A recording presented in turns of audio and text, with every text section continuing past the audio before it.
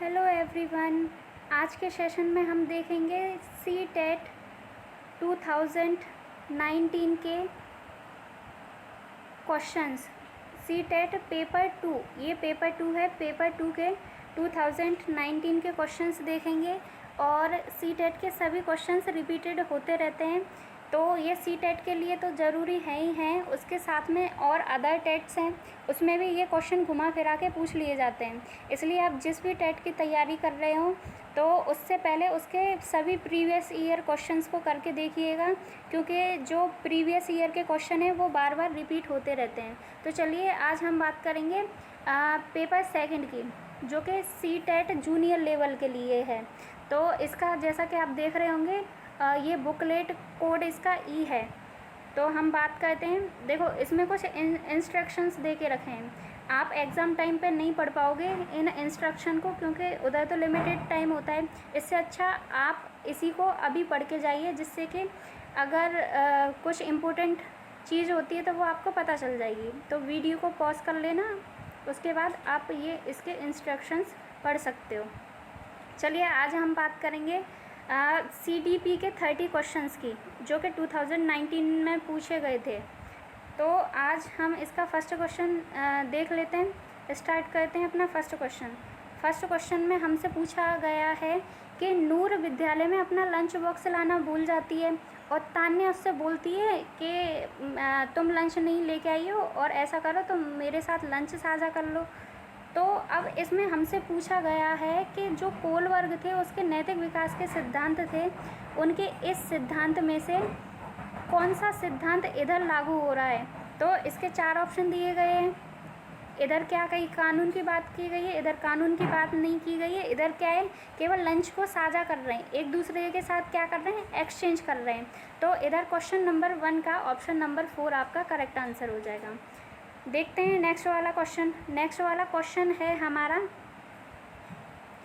समाज में विभिन्न लिंगों के लिए उपयुक्त मानी जाने वाली प्रारूप विशेषताओं के बारे में जन सामान्य की अवधारणाओं को क्या कहते हैं। तो लिंगों के लिए उपयुक्त मानी जाने वाली जन सामान्य की जो धारणा है उसको हम जेंडर रूढ़िवादिता कहते हैं। देखते हैं क्वेश्चन नंबर 3।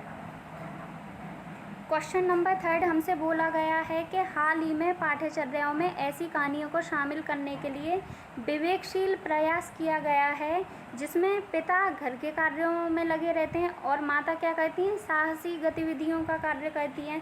तो यह कदम किसके लिए महत्वपूर्ण है। तो ये कदम लैंगिक रूढ़िवादिता को समाप्त करने के लिए या फिर कम करने के लिए है। तो इसका ऑप्शन नंबर 2 यहाँ करेक्ट आंसर हो जाएगा। नेक्स्ट क्वेश्चन देखते हैं। क्वेश्चन नंबर 4 है हमारा, वाइगोत्स्की के अनुसार जब एक वयस्क बच्चे के निष्पादन के वर्तमान स्तर को सहयोग द्वारा विस्तारित किया जाता है तो इसे क्या कहते हैं। जब कोई बड़ा बच्चे को सहयोग करता है तो वाइगोत्स्की ने इसको स्कैफोल्डिंग कहा है। तो यहाँ पर आपका ऑप्शन नंबर 3 करेक्ट हो जाएगा, क्योंकि वाइगोत्स्की ने स्कैफोल्डिंग की बात की है। और वहीं अगर प्याजे की बात करें तो प्याजे ने स्कीमा की बात की है। चलिए, इसलिए इसका ऑप्शन नंबर 3 करेक्ट आंसर हो जाएगा। और देखते हैं अपना नेक्स्ट क्वेश्चन। हमारा नेक्स्ट क्वेश्चन है, जीन प्याजे के संज्ञानात्मक विकास के सिद्धांत के अनुसार परिकल्पित निगमनात्मक तर्क किस अवधि में विकसित होता है। तो इधर हाइपोथेटिको डिडक्टिव रीजनिंग की बात की गई है। और हाइपोथेटिको डिडक्टिव रीजनिंग कब डेवलप होती है, जब कोई भी बच्चा मूर्त चिंतन करने लग जाता है। तो इस किस स्टेज में हाइपोथेटिको डिडक्टिव रीजनिंग डेवलप होगा। तो ये होगा हमारा जब बच्चा अमूर्त रूप से यानी कि फॉर्मल रूप से सोचने लग जाएगा। तो इसका करेक्ट आंसर ऑप्शन नंबर 4 हो जाएगा।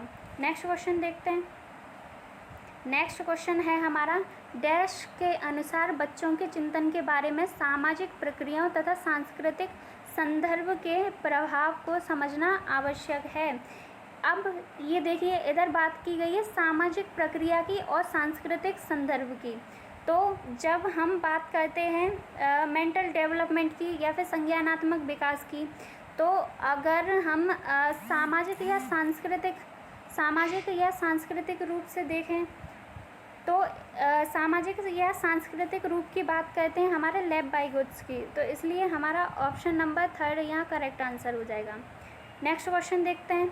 हमारे पास नेक्स्ट क्वेश्चन है, पियाजे के संज्ञानात्मक विकास के सिद्धांत से निहितार्थ निकालते हुए एक ग्रेड 6 to 8 के शिक्षक को अपनी कक्षा में क्या करना चाहिए। एक टीचर है, 6 से 8 क्लास के टीचर हैं और वो बोलते हैं कि अपनी कक्षा को क्या करना है, उनको डेवलप करना है अच्छी तरह से, बच्चों के कॉग्निटिव डेवलपमेंट करना है बच्चों के माइंड का। तो उनको क्या करना चाहिए, तार्किक बहस करने से कुछ भी नहीं होगा, एंड में कोई कंक्लूजन नहीं निकलेगा।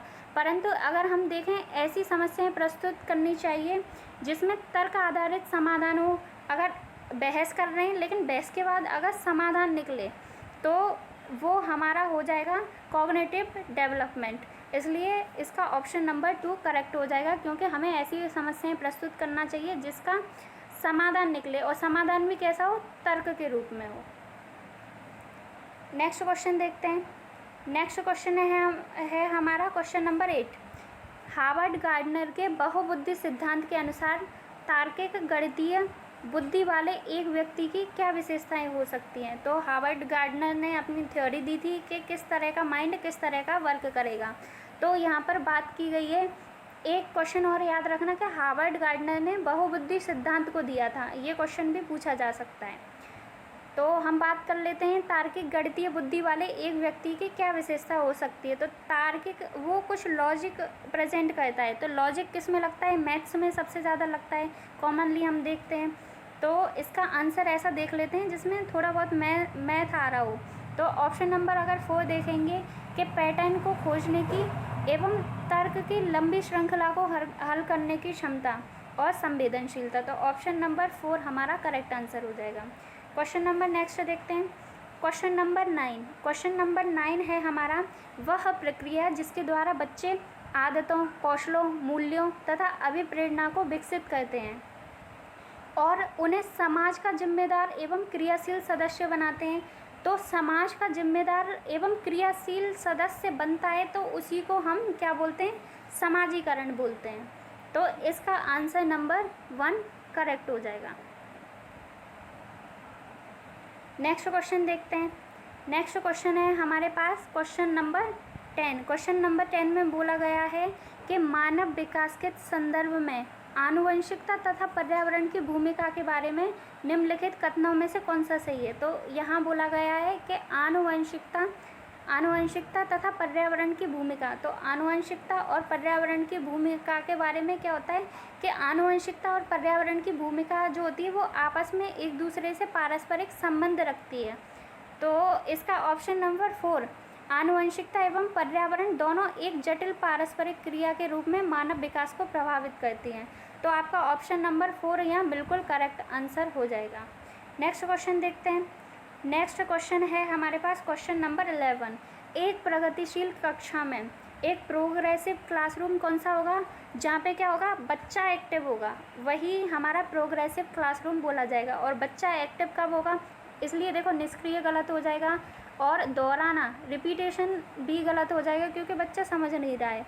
और एक knowledge is recalled by the learner as per instruction, अगर वो टीचर के इंस्ट्रक्शन पर नॉलेज को केवल इधर भी तो रिकॉल ही हो रही है, तो ये भी ऑप्शन हमारा गलत हो जाएगा। तो ऑप्शन नंबर 1 है हमारा कि विद्यार्थियों के द्वारा ज्ञान की संरचना की जाती है।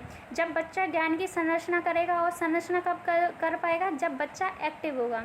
तो यहाँ पर हमारा क्वेश्चन नंबर 11 का आंसर नंबर 1 करेक्ट हो जाएगा। नेक्स्ट क्वेश्चन है हमारे पास क्वेश्चन नंबर 12। क्वेश्चन नंबर 12 है हमारा, सतत एवं समग्र मूल्यांकन में क्या शामिल है। अगर हम बात करें सतत एवं समग्र मूल्यांकन, तो जब हम सतत एवं समग्र मूल्यांकन की बात करेंगे तो इसमें सभी प्रकार की रणनीतियाँ आ जाएंगी, केवल एक ही नहीं आएगी, सभी प्रकार की रणनीतियाँ आ जाएंगी। इसलिए क्वेश्चन नंबर 12 का आंसर नंबर 4, जिसमें दिया गया है कि विविध प्रकार की रणनीतियों का प्रयोग करते हुए दोनों संरचनात्मक भी और संकलनात्मक आकलन का प्रयोग करना चाहिए। तो ऑप्शन नंबर 4 हमारा यहाँ करेक्ट आंसर हो जाएगा। नेक्स्ट क्वेश्चन देखते हैं। नेक्स्ट क्वेश्चन है हमारा, आपकी कक्षा के एक विद्यार्थी को विभिन्न स्रोतों से बार बार यह बताया जाता है कि उसके सामाजिक वर्ग के लोग शैक्षिक क्षेत्र में निम्न स्तरीय प्रदर्शन करते हैं। इस रूढ़िवादिता एवं पारिवारिक रूढ़िवादी आशंका के प्रभाव को कम करने के लिए एक शिक्षक को क्या पहल करनी चाहिए? ठीक है, तो ऑप्शन देख लेते हैं हम। ऑप्शन में दिया गया है, इस प्रकार के सरोकार को अनदेखा करना चाहिए, नहीं। तो इसका ऑप्शन नंबर ये होगा नहीं। लेकिन अगर हम अपनी क्लास में देखते हैं कि किसी बच्चे को ऐसा फील कराया जा रहा है कि वो अगर पिछड़े वर्ग का है और वो कुछ भी अच्छा प्रदर्शन नहीं कर सकता क्योंकि उसके कैटेगरी के लोग अच्छा प्रदर्शन नहीं कर सकते, तो ये तो हम उसको डिमोटिवेट कर रहे हैं। तो हमें ऐसा नहीं करना चाहिए। हमें क्या करना चाहिए, अगर आप किसी स्कूल के टीचर हो 6 से 8 तक के, तो आपको उसके सामने विभिन्न रोल मॉडलों को प्रस्तुत करना चाहिए जिससे कि बच्चा क्या हो, मोटिवेट हो। तो इसलिए हमारा 13 का आंसर नंबर 4 यहाँ बिल्कुल करेक्ट हो जाएगा, जिसमें दिया गया है कि विभिन्न सामाजिक वर्गों के रोल मॉडल से संबंधित कहानियाँ, उदाहरणों को प्रस्तुत किया जाए। क्वेश्चन नंबर नेक्स्ट हम देखते हैं, क्वेश्चन नंबर 14। क्वेश्चन नंबर 14 है। क्वेश्चन नंबर 14 में दिया गया है कि एक समावेशी कक्षा में शिक्षक को क्या करना चाहिए। एक इंक्लूसिव क्लासरूम है तो उसमें क्या करना चाहिए, तो फर्स्ट वाला ऑप्शन है आपका, यह विश्वास करना चाहिए कि प्रत्येक बच्चे में अपनी योग्यताएं एवं शक्ति के अनुसार सीखने की क्षमता है। बिल्कुल सही बात है, क्योंकि सभी टीचर को विश्वास करना चाहिए कि बच्चे में क्या है, उनकी अपनी योग्यता होती हैं, वो अपनी योग्यताओं के बेस पे सीखते हैं और उन्हीं के एवं शक्ति के अनुसार सीखने की क्षमता होती है और उनमें जितनी शक्ति होगी वो बच्चा उतना ही सीख सकता है। तो यहाँ पर 14 का ऑप्शन नंबर 1 करेक्ट आंसर हो जाएगा। नेक्स्ट क्वेश्चन देखते हैं। नेक्स्ट क्वेश्चन है हमारे पास, एक विद्यार्थी कक्षा में निम्नलिखित लक्षण प्रदर्शित करता है। क्या क्या? पहला है पढ़ने के प्रति चिंता, उसको हमेशा चिंता रहती है। सेकंड है शब्दों या अक्षरों को पहचानने में कठिनाई। ये इस बात से आपको क्लियर हो गया होगा कि शब्दों या अक्षरों को पहचानने में कठिनाई हो जाती है, तो ऐसा वर्ड को कब नहीं पहचान पाते, जब किसी बच्चे को क्या होता है, डिसलेक्सिया होता है तब वर्ड को नहीं पहचान पाते हैं। तो और डिसलेक्सिया क्या है, लर्निंग डिसेबिलिटी है। तो इसका हमारा आंसर नंबर 3 यहाँ पर करेक्ट आंसर हो जाएगा, क्योंकि अधिगम अशक्तता वाले विद्यार्थी में ही ये सभी लक्षण देखने को मिलते हैं। नेक्स्ट क्वेश्चन देखते हैं। क्वेश्चन नंबर 16 है हमारा कि एक शिक्षक एक समावेशी कक्षा में विशेष योग्यता वर्ग वाले अधिगमकर्ताओं की आवश्यकताओं को किस प्रकार से बता सकता है। ऑप्शन नंबर अगर हम 1 देखें कि पेपर पेंसिल टेस्ट, तो इसके द्वारा नहीं बताया जा सकता। सेकंड है विद्यार्थियों को निर्देश देने के लिए एक रूप तरीकों का प्रयोग करना, तो ये भी ठीक नहीं होगा कि सभी को एक रूप तरीके से निर्देश दिए जाएं। थर्ड है अत्यधिक गृह कार्य देना, ये बिल्कुल भी उचित नहीं है। फोर्थ वाला अगर हम देखें कि प्रत्येक विद्यार्थियों के अधिगम के सशक्त पक्षों एवं कमजोरियों के विश्लेषण के आधार पर विशिष्ट अधिगम उद्देश्यों को विकसित करना, तो यहाँ पर हमारा 16 का आंसर नंबर 4 करेक्ट हो जाएगा, क्योंकि प्रत्येक विद्यार्थियों के अधिगम के सशक्त पक्षों एवं कमजोरियों के विश्लेषण के आधार पर ही विशिष्ट अधिगम का विकास किया जा सकता है। नेक्स्ट क्वेश्चन देखते हैं। नेक्स्ट क्वेश्चन है हमारे पास कि क्वेश्चन नंबर 17, एक शिक्षिका अपनी कक्षा में सृजनात्मक विद्यार्थियों को किस प्रकार से प्रोत्साहित कर सकती है। तो सृजनात्मक विद्यार्थियों को कैसे प्रोत्साहित कर सकते हैं कि उनके आगे कोई समस्या रख दो, या फिर किसी एक समस्या के बारे में कई सारे विचार करने के लिए कहो। तो अपसारी चिंतन हो जाता है कि अपसारी चिंतन पर बल नहीं देंगे, इधर होगा कि अनेक परिप्रेक्ष्यों को प्रोत्साहित करके तथा मूल्य विचारों को महत्व देकर। तो यहाँ पर 17 का आंसर नंबर 3 करेक्ट हो जाएगा। क्वेश्चन नंबर 18 देखते हैं। क्वेश्चन नंबर 18 है हमारे पास, निम्नलिखित में से कौन सा कारक कक्षा में सार्थक अधिगम का पक्ष लेता है? सार्थक अधिगम यानी कि मीनिंगफुल लर्निंग कब होगी क्लासरूम में? मीनिंगफुल लर्निंग होगी जब बच्चा अच्छी तरह से सीखेगा। तो बच्चों को पढ़ने के लिए अभिप्रेरित करने हेतु परीक्षणों की संख्या को बढ़ाना, तो परीक्षणों की संख्या को बढ़ाना कोई अच्छा उपाय नहीं है। सेकंड है पुरस्कारों को बढ़ावा देना। पुरस्कार से भी बच्चा नहीं सीखेगा क्योंकि उसके मन में लालच पैदा होगा। फिर अगर थर्ड वाला है कि केवल व्याख्यान विधि को अपनाना। केवल अगर व्याख्या करेंगे तो उसमें तो केवल टीचर एक्टिव होगा, बच्चे एक्टिव होंगे नहीं, तो ये भी हमारा ठीक नहीं होगा। आंसर नंबर 4 देखते हैं। विषय वस्तु तथा बच्चों के संपूर्ण कुशलक्षेम एवं अधिगम के प्रति सच्चा सरोकार रखना। तो ये हमारा ऑप्शन नंबर 4 यहाँ पर करेक्ट ऑप्शन हो जाएगा, क्योंकि विषय वस्तु तथा बच्चों के संपूर्ण कुशलक्षेम एवं अधिगम के प्रति जब हम सच्चा सरोकार रखेंगे तभी बच्चा मीनिंगफुल लर्निंग कर पाएगा। नेक्स्ट देखते हैं। नेक्स्ट है हमारे पास क्वेश्चन नंबर 19। इसमें पूछा गया है कि प्रभावशाली समस्या समाधान रणनीति का उदाहरण है। प्रभावशाली समस्या समाधान किस रणनीति का उदाहरण है? इसमें हम अगर देखेंगे कि अगर हम समाधान के मूल्यांकन पर बिल्कुल ध्यान नहीं देंगे तो क्या समस्या समाधान हो जाएगी? नहीं होगी। क्रियात्मक अनम्यता, एक वस्तु के केवल परंपरागत कार्य पर ध्यान देंगे तो भी हमारी समस्या समाधान नहीं होगी, तो ऑप्शन नंबर 2 भी नहीं होगा। थर्ड वाला अगर हम देखें कि प्रतिक्रिया निर्धारण समस्या प्रस्तुतिकरण के एक ही आयाम में सीमित है।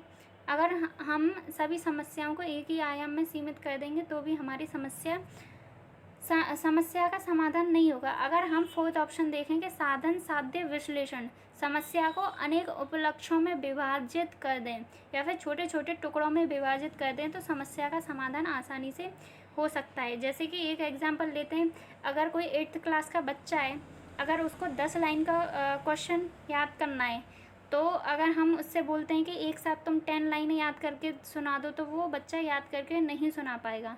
लेकिन अगर हम उससे बोलते हैं कि 2 लाइन्स करके लर्न करके बताओ तो बच्चा बहुत जल्दी याद कर लेगा। तो इसका 19 का ऑप्शन नंबर 4 यहाँ करेक्ट आंसर हो जाएगा। नेक्स्ट क्वेश्चन देखते हैं। नेक्स्ट क्वेश्चन है हमारे पास, निम्नलिखित में कौन सी शिक्षण अधिगम के लिए एक प्रभावशाली शिक्षण प्रणाली नहीं है? इस ऑप्शन में नहीं पूछा है कि शिक्षण अधिगम के लिए कौन सी प्रभावशाली प्रणाली नहीं है।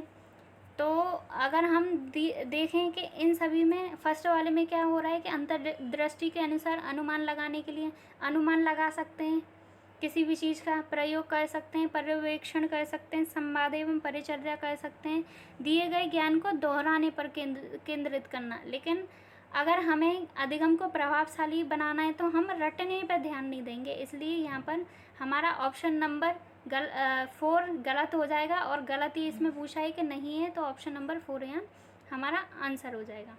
नेक्स्ट क्वेश्चन की बात करते हैं। नेक्स्ट क्वेश्चन है हमारे पास क्वेश्चन नंबर 21। शिक्षक कक्षा में पढ़ने में ध्यान न देने वाले बच्चों से किस प्रकार बर्ताव कर सकता है? अब अगर कोई बच्चा पढ़ने में ध्यान नहीं दे रहा तो हम क्या करेंगे? बाहर जाने के लिए कहेंगे, लेकिन बाहर भेजना उसका कोई सॉल्यूशन नहीं है, तो बाहर नहीं भेजेंगे। और बार बार डांट कर, अगर हम बच्चे को बार बार डांटेंगे तो हो सकता है उसमें डर पैदा हो जाए, तो इस तरह का व्यवहार भी नहीं करेंगे। थर्ड है उनसे बात करके तथा उनकी अरुचि का कारण जानने की कोशिश करके। हो सकता है कि अगर हम उससे बात करें अच्छी तरह से और उससे पूछें कि तुम्हें क्या दिक्कत हो रही है, क्यों इंटरेस्ट नहीं आ रहा है, किस चीज़ में इंटरेस्ट नहीं आ रहा है, तो उस बच्चे को उस चीज़ में इंटरेस्ट दिला देना, जिससे क्या होगा उसका पढ़ाई में मन लग जाएगा और फिर अच्छी तरह से बच्चा पढ़ सकता है। तो उसकी परेशानियों को दूर करके हम बच्चे को एक्टिव कर सकते हैं। इसलिए हमारा यहाँ पर ऑप्शन नंबर 3 करेक्ट आंसर हो जाएगा कि उनसे बात करके और उसकी अरुचि का कारण जानने की कोशिश करके। नेक्स्ट क्वेश्चन देखते हैं। नेक्स्ट क्वेश्चन है हमारे पास, संरचनावादी उपागम बताता है कि डैश ज्ञान की संरचना के लिए अत्यंत आवश्यक है। अब कंस्ट्रक्टिविस्ट में कहा गया है कि बच्चे का जो पुराना वाला ज्ञान होगा, जैसे कि अगर उसको ऐड आते होंगे तभी वो मल्टीप्लाई सीख पाएगा, या फिर टेबल आते होंगे तभी मल्टीप्लाई सीख पाएगा, तो इसमें क्या है उसका पूर्व ज्ञान आवश्यक होता है। इसलिए संरचनावादी उपागम बताता है कि विद्यार्थी का पूर्व ज्ञान संरचना के लिए अत्यंत आवश्यक है। तो 22 का आंसर नंबर 1 यहाँ करेक्ट हो जाएगा। नेक्स्ट क्वेश्चन देखते हैं। नेक्स्ट क्वेश्चन है हमारे पास, बच्चे अनेक घटनाओं के बारे में सहजानुभूत सिद्धांत की रचना करते हैं। इस पृष्ठभूमि में एक शिक्षक को क्या करना चाहिए? फर्स्ट वाला ऑप्शन है हमारा, संवाद के द्वारा बच्चों की इन अवधारणाओं को चुनौती देना चाहिए। सेकंड वाला ऑप्शन देख लेते हैं, खारिज कर देना चाहिए विचारों को, तो ये नहीं होगा। और विचारों और सिद्धांतों को अनदेखा कर देना चाहिए, ये भी नहीं होगा। विचारों के लिए डांटना चाहिए, बिल्कुल भी नहीं डांटना चाहिए। बच्चा चाहे अच्छा बताए चाहे गलत बताए, लेकिन उसको डांटना नहीं चाहिए। अगर बच्चा गलत है तो उसको ठीक थ्योरी बतानी चाहिए, लेकिन उनको डांटना नहीं चाहिए। डांटने से क्या होगा कि बच्चे में फिर डर पैदा हो जाएगा, और फिर हो सकता है जब वो कुछ सही चीज़ भी बताए तो वो डरे और वो अपनी बात को ठीक तरह से ना रख पाए। इसलिए इसका 23 का ऑप्शन नंबर 1 कि संवाद के द्वारा बच्चों की इन आवश्यक अवधारणाओं को चुनौती देनी चाहिए। ठीक है, तो ऑप्शन नंबर फर्स्ट यहाँ हमारा करेक्ट आंसर हो जाएगा। नेक्स्ट क्वेश्चन देखते हैं। नेक्स्ट क्वेश्चन है हमारे पास क्वेश्चन नंबर 24। इसमें बोला गया है कि संज्ञान एवं संवेग के बीच किस प्रकार संबंध होता है। संज्ञान और संवेग के बीच में किस प्रकार का संबंध होता है? फर्स्ट देखते हैं, एक दूसरे से स्वतंत्र हैं, एक दूसरे से स्वतंत्र नहीं है। संवेग संज्ञान को प्रभावित करता है, तो संवेग संज्ञान को प्रभावित नहीं करेगा। और संज्ञान संवेग को प्रभावित करता है, ये भी नहीं होगा, क्योंकि जो हमारे संज्ञान एवं संवेग होते हैं वो आपस में एक दूसरे से रिलेटेड होते हैं। आपस में एक दूसरे से रिलेटेड क्यों होंगे? अगर किसी का मेंटल डेवलपमेंट अच्छा है, लेकिन अगर उसमें इमोशंस की कमी है, तो वो अच्छी तरह से उनके बीच में संबंध स्थापित नहीं कर पाएगा। लेकिन अगर मान लेते हैं किसी का इमोशनल डेवलपमेंट अच्छा है, लेकिन उसका मेंटल डेवलपमेंट अच्छा नहीं है, तो फिर भी वो डेवलपमेंट नहीं कर पाएगा अपना, क्योंकि इन दोनों के बीच में एक गतिशील पारस्परिक क्रिया का होना ज़रूरी है। तो इसका यहाँ पर ऑप्शन नंबर 4 करेक्ट हो जाएगा, क्योंकि ये एक द्विदिशीय होती है और दोनों के बीच एक गतिशील पारस्परिक क्रिया होगी। लेकिन कुछ बुक्स में क्या है, कुछ बुक्स में इसका आंसर एक दिशीय भी दे के रखा है, लेकिन वो गलत है, वो मिसप्रिंट वगैरह हो गया होगा, क्योंकि ऑफिशियल आंसर की भी यही वाला आंसर बताती है और यही वाला आंसर करेक्ट है। अगर आपकी बुक में गलत दे के रखा है तो उसको करेक्ट कर लेना। नेक्स्ट क्वेश्चन देखते हैं। नेक्स्ट क्वेश्चन है हमारे पास 25। कौन से कारक अधिगम को प्रभावित करते हैं? अधिगम को क्या प्रभावित करेंगे? विद्यार्थी की अभिरुचि। अगर विद्यार्थी को अभिरुचि नहीं है तो क्या वो सीख सकता है किसी भी चीज़ को? नहीं सीख सकता, तो ये भी प्रभावित करेगा। विद्यार्थी का सांवेगिक स्वास्थ्य, इमोशनल डेवलपमेंट भी, इमोशनल हेल्थ भी उसको प्रभावित करेगी, ये भी करेक्ट है। शिक्षा शास्त्रीय रणनीतियाँ, मतलब टीचर किस प्रकार की स्ट्रेटजीज बनाता है कि बच्चों को समझाया जाए, तो वो भी बिल्कुल मायने रखती है। 4th है विद्यार्थी का सामाजिक एवं सांस्कृतिक संदर्भ, तो बच्चे का सामाजिक एवं सांस्कृतिक संदर्भ भी मायने रखता है, जो कि अधिगम को प्रभावित करता है। इसलिए यहाँ पर ऑप्शन नंबर 4 यहाँ इसका करेक्ट आंसर हो जाएगा, क्योंकि ये सभी चीज़ें ऐसी हैं जो अधिगम को प्रभावित करती हैं। नेक्स्ट क्वेश्चन देख लेते हैं। नेक्स्ट क्वेश्चन है हमारे पास, निम्नलिखित में से क्या ज्ञान के सार्थक संरचना की प्रक्रिया का एक महत्वपूर्ण पहलू है?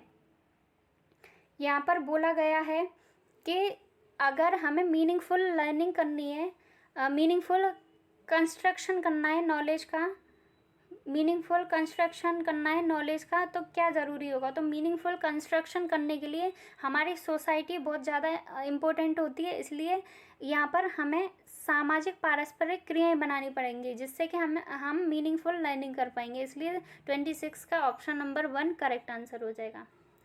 नेक्स्ट क्वेश्चन देखते हैं।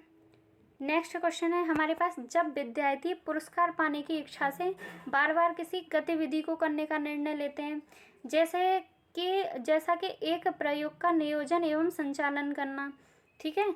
अब क्या हुआ, जो कि प्रत्यक्ष रूप से उस गतिविधि से संबंधित नहीं है, यानी कि जब वो किसी एक्टिविटी को करता है और वो करता क्यों, क्योंकि उसको एक स्टार मिल रहा है या फिर उसको एक बैच मिल रहा है। तो स्टार और बैच क्या है, फिजिकल है, मतलब कोई भी ऐसी चीज़ है जिसका हम यूज कर सकते हैं, उसको टच कर सकते हैं, तो वो कैसी होती है, वो फिजिकल होती है।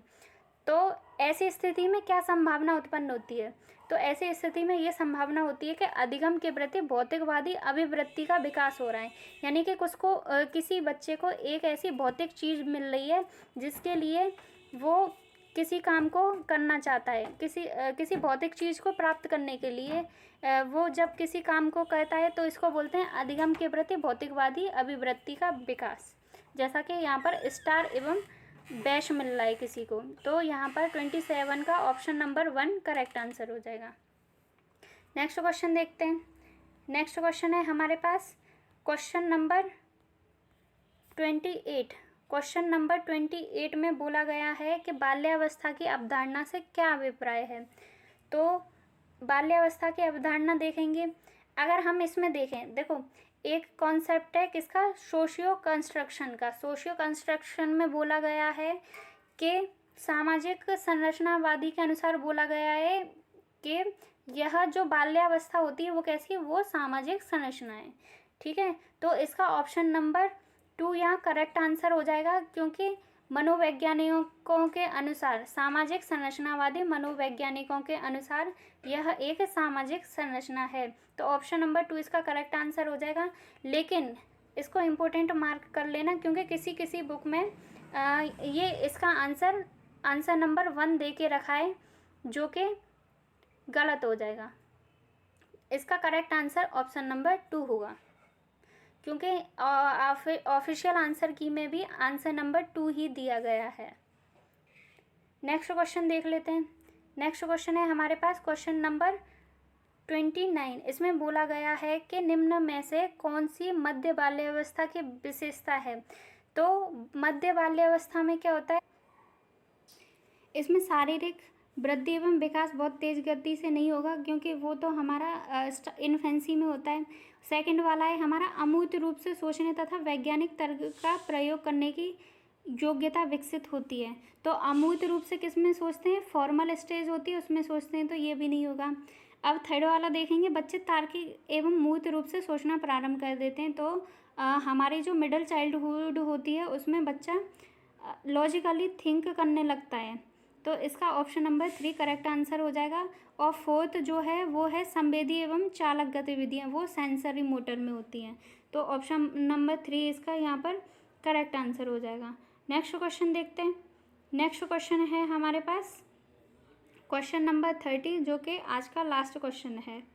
क्वेश्चन नंबर 30 में बोला गया है कि परिवार एवं पास पड़ोस बच्चों के सामाजिकरण की, अगर हमसे पूछा जाए कि चाहे परिवार के साथ पास पड़ोस आए, तो जो है हमारा परिवार जो होता है वो हमेशा प्राथमिक एजेंसी में आता है। लेकिन अगर हमसे पूछा जाए कि स्कूल एवं पास पड़ोस बच्चों के समाजीकरण की कौन सी भूमिका, कौन सी एजेंसियाँ हैं, तो स्कूल के लिए हम लिखेंगे कि द्वितीय एजेंसियाँ हैं। पास पड़ोस हो सकता है परिवार के साथ भी आ जाए, हो सकता है विद्यालय के साथ भी आ जाए। तो यहाँ पर 30 का आंसर नंबर 2 हमारा प्राथमिक एजेंसियाँ सही हो जाएगा। और आपको ये 30 क्वेश्चन कैसे लगे, अगर अच्छे लगे हों तो लाइक शेयर करें। Thank you.